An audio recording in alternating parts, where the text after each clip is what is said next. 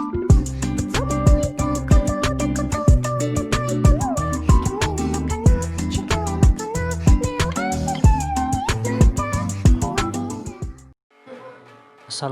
warahmatullahi wabarakatuh. Perkenalkan, nama saya Gavin Ahmad Ismunandar dari kelas 12 RPLB.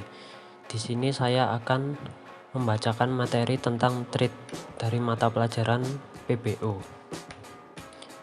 Yang pertama, treat adalah sebuah rangkaian eksekusi yang berjalan ketika program dijalankan atau bisa disebut sebagai kode yang mengatur alur jalannya program. Lalu sinkronisasi.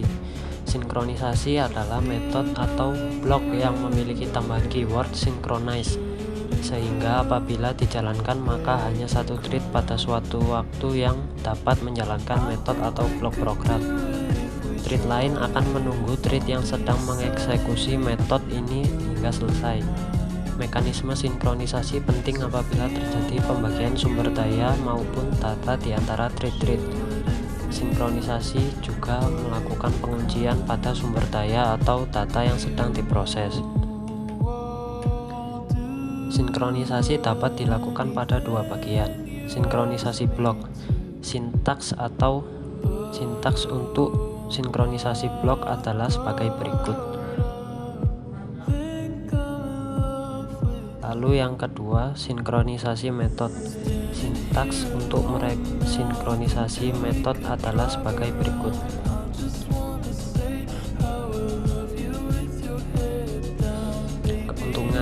Keuntungannya adalah mengizinkan sebuah aplikasi yang mempunyai beberapa thread yang berbeda dalam lokasi memori yang sama.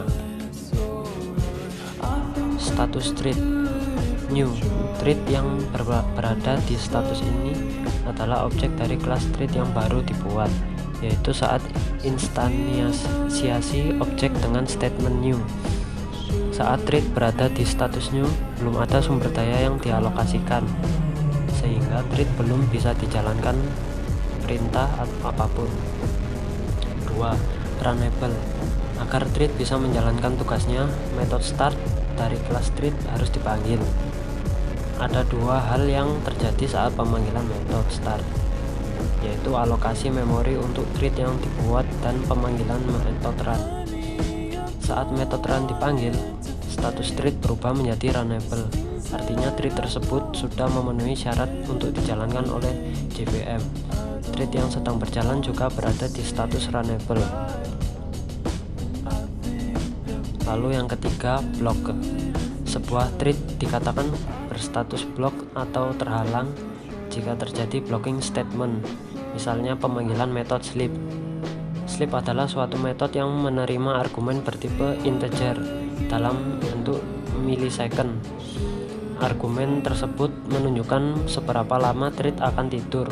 Selain sleep, dulunya dikenal metode suspend, tetapi sudah disarankan untuk tidak digunakan lagi karena mengakibatkan terjadinya deadlock. Thread akan menjadi runnable kembali jika interval metode sleep-nya sudah berakhir, atau pemanggilan metode resume jika untuk menghalangi thread yang digunakan metode suspend. Keempat, dead. Sebuah thread berada di status dead bila telah keluar dari metode run. Hal ini bisa terjadi karena thread tersebut memang telah menyelesaikan pekerjaannya di metode run, maupun karena adanya pembatalan thread. Status jelas dari sebuah thread tidak dapat diketahui, tetapi metode isAlive mengembalikan nilai boolean untuk mengetahui apakah thread tersebut dead atau tidak. Cara membuat thread. Extend class thread untuk menjalankan thread dapat dilakukan dengan memanggil metode start. Saat start dijalankan, maka sebenarnya metode run dari kelas akan dijalankan. Jadi untuk membuat thread harus mendefinisikan metode run pada definisi kelas. Konstruktor dari cara ini adalah sebagai berikut.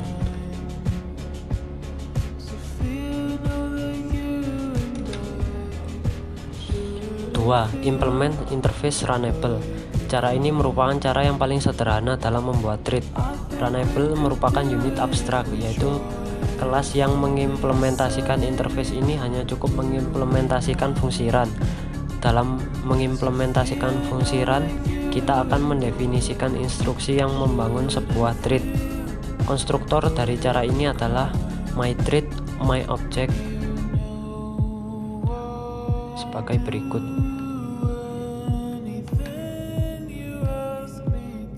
Ini adalah contoh pengaplikasian script codingan untuk latihan thread, dan ini saat script tersebut di run.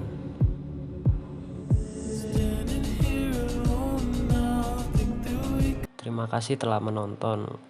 Mohon maaf bila ada salah kata atau kata yang tidak berkenan di hati para penonton. Sekian, wassalamualaikum warahmatullahi wabarakatuh.